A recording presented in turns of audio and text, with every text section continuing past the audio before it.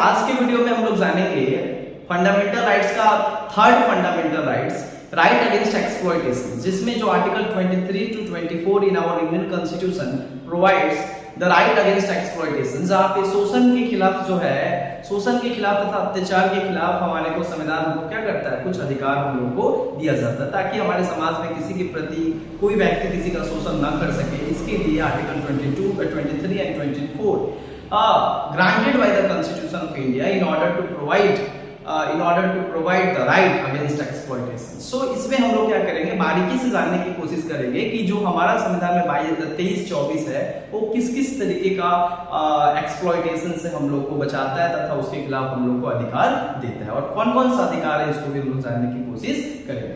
तो सबसे पहले बात आता है राइट अगेंस्ट एक्सप्लॉइटेशन, जो भारत के संविधान आर्टिकल 23 to 24, आर्टिकल 23 और 24 में क्या किया गया है, भारत में शोषण के खिलाफ अधिकार हम लोग को दिया गया है।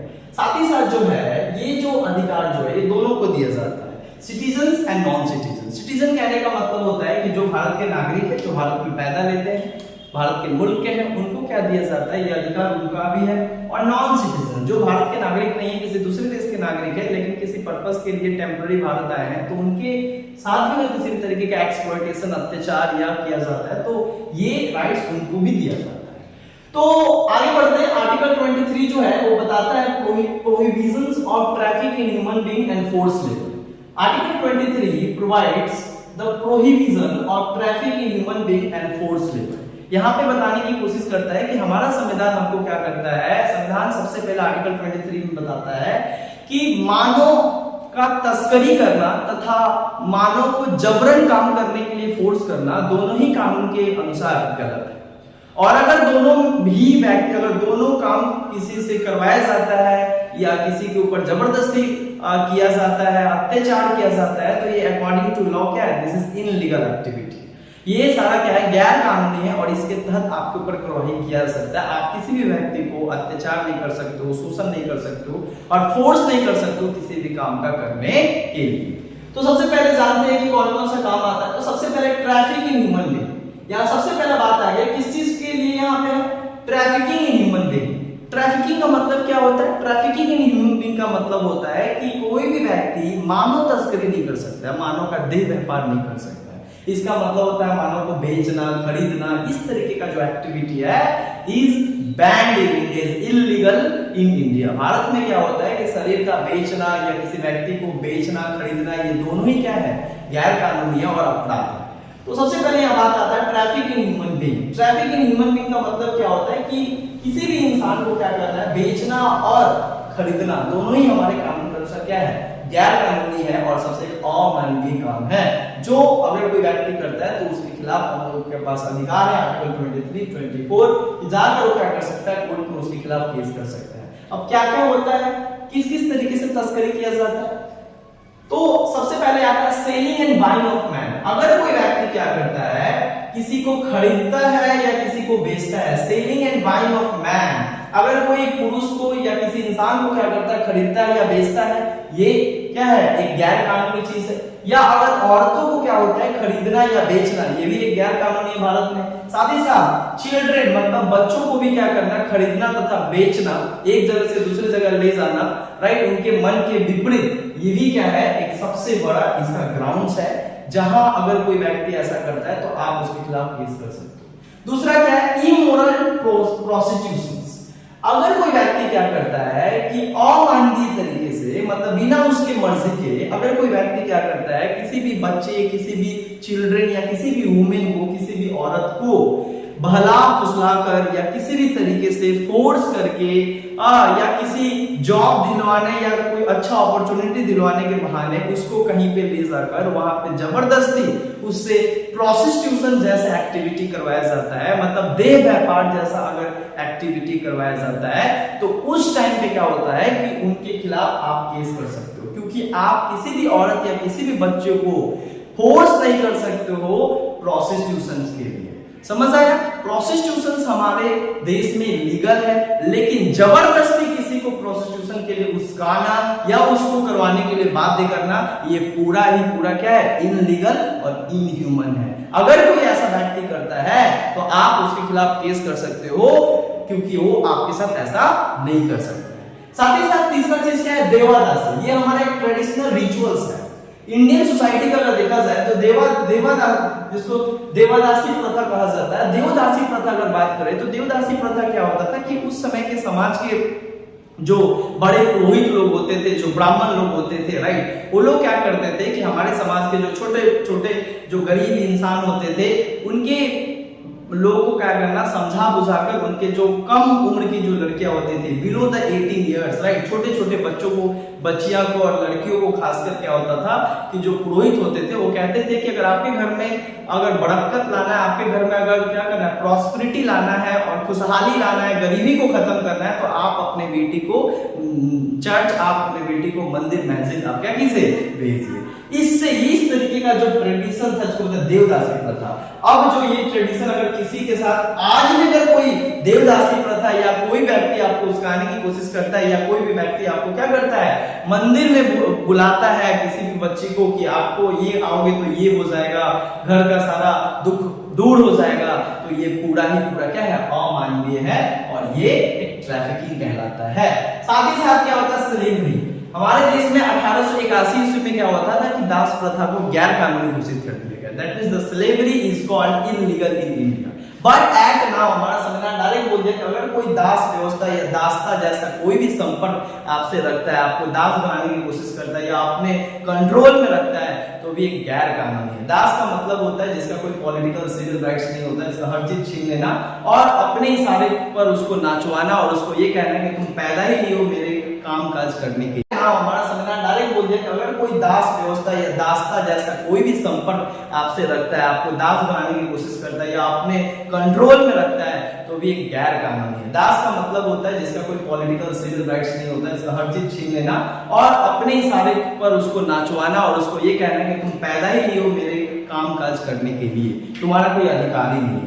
तो इस तरीके से अगर कोई व्यक्ति करता है तो उसके खिलाफ क्या हो सकता है, ये ट्रैफिकिंग एक्ट के तहत उसको हम लोग सजा दे सकते हैं।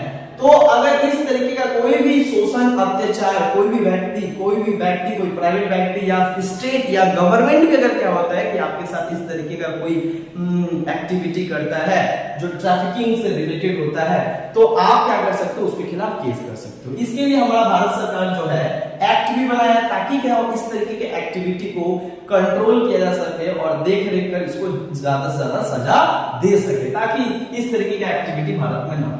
Legal process to file case, अगर आपको क्या करना है, कोई भी इस तरीके से ग्रसित है या कोई इससे परेशान है, तो आप जाकर immoral traffic prevention act 1956 act के तहत क्या कर सकते हो, उस व्यक्ति या उस कंपनी या उस अथॉरिटी के खिलाफ आप क्या कर सकते हो, आप केस फाइल कर सकते हो, राइट। तो इस तरीके से हम लोग को समझ में आया कि जो देह व्यापार है, जो तस्करी है, मानव तस्करी है, वो पूरा ही क्या है, पाप है। आप हर चीज का बिजनेस करो, लेकिन शरीर का बिजनेस या किसी लड़का लड़की औरत बूढ़ा किसी भी पुरुष का आप क्या कर सकते हो, शरीर का, बॉडी का ट्रैफिकिंग नहीं कर सकते हो, राइट। दूसरा चीज क्या आता है, इसी में आता है फोर्स लेबर।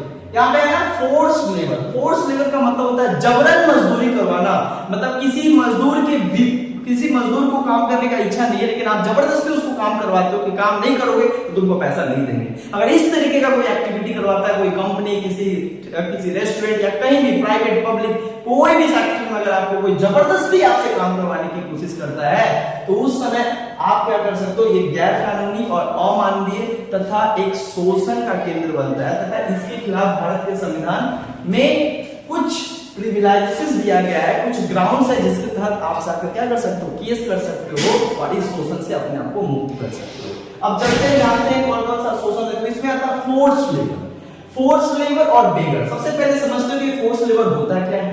फोर्स लेबर, अगर कोई आपसे जबरदस्ती काम करवाता है तो उसको हम लोग फोर्स लेबर कहते हैं। Force labour means compelling any person to work against his will. Force labour कहने का मतलब होता है मजबूरन मजदूरी का मतलब होता है कोई कंपनी या कोई कंपनी का मालिक अगर आपको क्या करता है, जबरदस्ती काम करवाने के लिए बाध्य करता है आपके मन के विपरीत। आपको काम करने का मन नहीं है लेकिन वो जबरदस्ती बोलता है कि काम करो काम करो। अगर इस तरीके का एक्टिविटी करता है तो ये भी एक शोषण में आता है, एक्सप्लॉइटेशन कहा जाता है और इसके तहत आप क्या कर सकते हो, उसके खिलाफ केस दर्ज कर सकते हो। तो दूसरा आता है बेगर मीन्स। अब इसमें बेगर भी संविधान में जोड़ा गया वर्ड। बेगर का मतलब क्या होता है? बेगर मीन्स वर्क विदाउट वेजेस। इसका मतलब होता है कि कोई कंपनी क्या करता है, आपको काम करवाता है लेकिन उसके बदले में आपको पैसा नहीं देता है। जो काम करवाता है उसके बदले में आपको पैसा नहीं देता है या आपको पैसा देने से इनकार कर देता है, तो उस टाइम पे ये आपके साथ एक शोषण है, एक एक्सप्लॉयटेशन है और आप इसके खिलाफ क्या कर सकते हो? केस कर सकते हो। बेसिकली ये सारे ट्रेडिशनल सोसाइटी में और आज से 17वीं 18वीं शताब्दी में क्या होता था, ज्यादातर होता था जिसमें हम लोग के जमींदार, जो गांव में जो जमींदार होते थे, लैंडलॉर्ड्स होते थे, जिनके पास बहुत ज्यादा जमीन होते थे, वो किसानों और मजदूरों को इसी तरीके का क्या करते थे, बेगर और बॉन्डेज लेबर का काम करवाते थे, जिसको बधुआ मजदूर भी कहा जाता है। लेकिन आज संविधान इसको पूरा खारिज कर दिया कि अगर कोई व्यक्ति बधुआ मजदूर या जबरदस्ती काम करवाने की कोशिश करता है, विदाउट पैसा दिए अगर काम करवाने की कोशिश करता है, तो ये गैर कानूनी है और इसके खिलाफ आप आवाज उठा सकते हो। आर्टिकल 23 जिसमें बताया गया विदाउट जमींदार ज्यादा लोग करते थे, जमींदार की काम करवा के पैसा नहीं देते थे। महाजन जब गांव के बड़े बड़े महाजन होते थे वो काम करवाते थे, आपको पैसा नहीं देते थे। साथ ही साथ अगर बात करें तो अगर कोई इस तरीके का कोई एक्टिविटी करता है, बॉन्डेज लेबर, बेगर, फोर्स लेबर या बेगर, इस तरीके का कोई कार्रवाई करता है, तो आप उसके खिलाफ जाकर क्या कर सकते हो? केस फाइल कर सकते हो और आप इस शोषण से अपने आप को मुक्त कर सकते हो। राइट? क्या क्या इसके लिए एक्ट, बहुत सारा गवर्नमेंट ऑफ इंडिया क्या करता है, इसके लिए बहुत सारा एक्ट बनाता है ताकि इस तरीके का समाज में क्या हो, शोषण ना हो पाए। इसके लिए बहुत ज्यादा एक्ट बनाया गया। इसको सबसे पहला एक्ट आता है bonded labour system abolition act.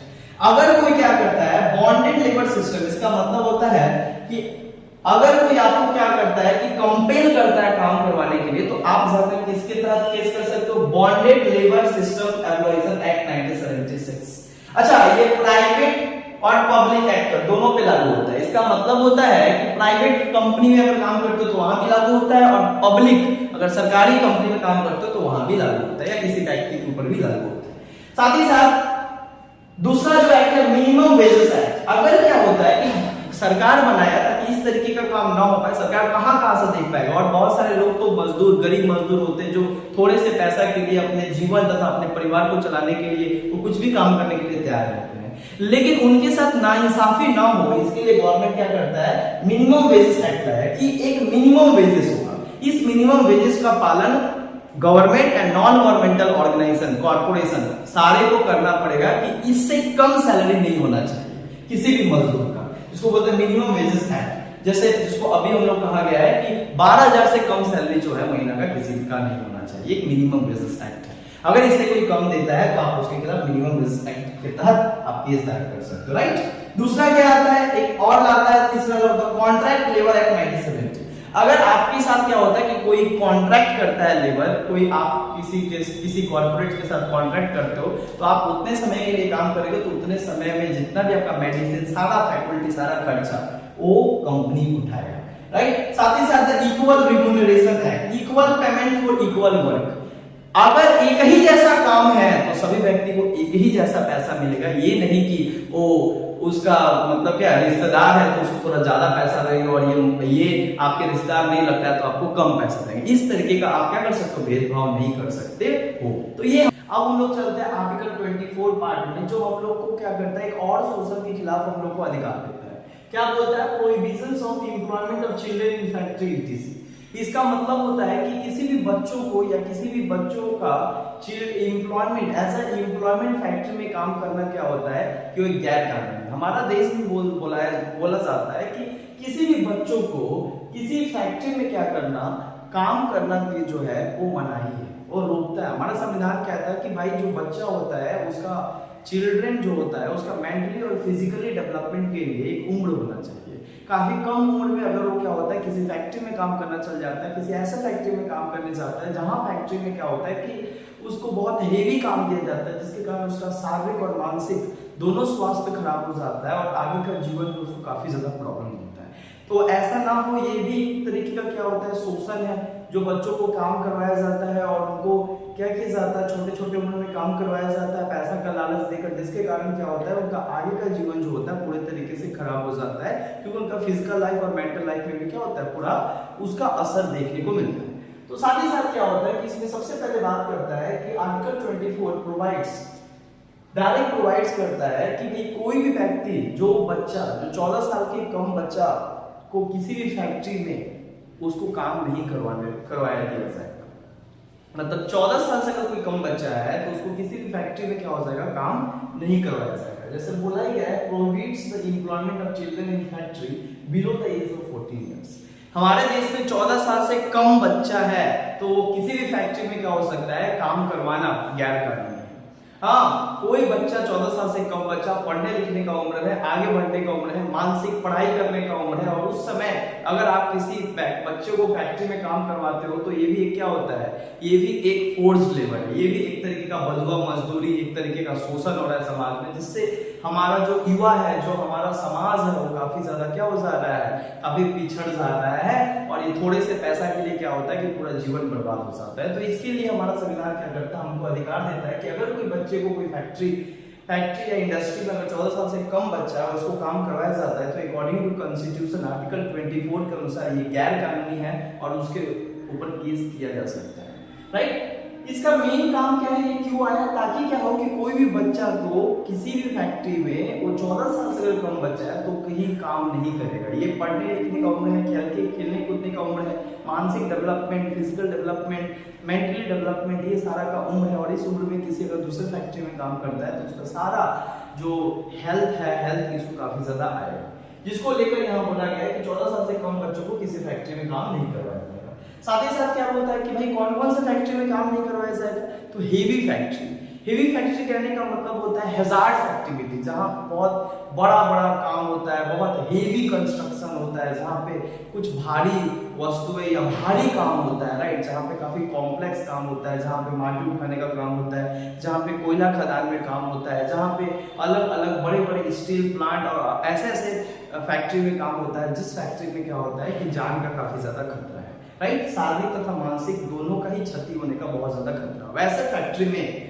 काम करने का उनका अधिकार नहीं है। हमारे संविधान में बोला गया कि कोई भी हार्मलेस इंडस्ट्री या कोई भी हैजार्ड्स एक्टिविटी में वो 14 साल से कम बच्चों को कोई काम नहीं करवा सकता है। लेकिन कुछ छोटे मोटे जो काम है इनोसेंट और विदाउट हार्मफुल, मतलब जो उनको हार्म ना पहुंचाए, उनके शारीरिक मानसिक को क्षति ना पहुंचाता, वैसे काम में जाकर काम कर सकते, छोटे मोटे काम में जाकर काम कर सकते हैं। लेकिन कौन कौन सा फैक्ट्री में काम नहीं कर सकते, प्रोहिबिट्स इन हेवी और हैजार्ड्स एक्टिविटी।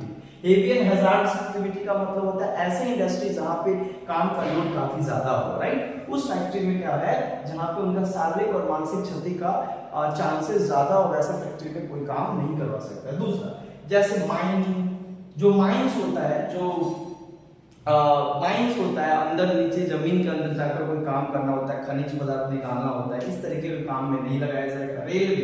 रेलवे कंस्ट्रक्शन, पटरी लगाना, रेलवे का देखरेख करना, ये जो भारी भरकम काम है, पटरी लगाना, सारा चीज जो काम है, डिब्बा जोड़ना, ये सारे जो हैजार्ड्स एक्टिविटी है, इसमें काफी ज्यादा बल का जरूरत पड़ता है, तो बच्चों को इसमें काम नहीं करवाया जाएगा। कोल फैक्ट्री, अगर मान लो कोयला का खदान है जहाँ पे बहुत ज्यादा डेंजर है, जहाँ पे कभी भी आग लग सकता है या शारीरिक मानसिक क्षति होता है, इस फैक्ट्री में भी बच्चों को काम नहीं करवाया जाएगा। साथ ही साथ कंस्ट्रक्शन वर्क और बहुत सारा और सारे भी कंस्ट्रक्शन वर्क होता है, डैम, ये सारा चीज, इस सारे भी जो हेवीली इंडस्ट्री है, इसमें किसी भी तरीके का बच्चों को काम नहीं करवाया जाएगा। नहीं तो ये कानून का अनुसार क्या है, एक गैर कानूनी है।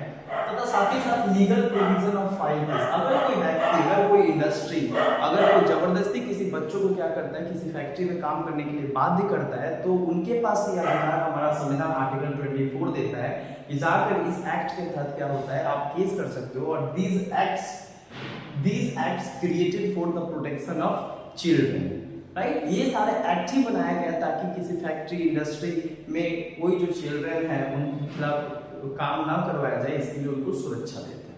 राइट, जैसे क्या है child labour prohibition and regulation act 1986 में आया था, जिसका मेन काम क्या है कि चाइल्ड लेबर को क्या करना, कि अगर कहीं भी किसी फैक्ट्री में क्या होता है कि चाइल्ड लेबर करवाया जाता है तो उसके खिलाफ क्या होता है कि केस दर्ज कर सकते हो और उसके खिलाफ, फैक्ट्री के खिलाफ एक जो कार्रवाई होगा वो सारा चीज होगा। दूसरा क्या है, एम्प्लॉयमेंट ऑफ चिल्ड्रन एक्ट 1938। आप किसी भी 14 साल से कम बच्चों को एम्प्लॉयमेंट नहीं दे सकते हो, आप काम नहीं करवा सकते हो। आप ये बोलोगे पैसा देंगे, बट आप करवा ही नहीं सकते हो, ये संविधान के नजर में ही गलत है। राइट 1938। दूसरा क्या है, फैक्ट्री एक्ट 1948।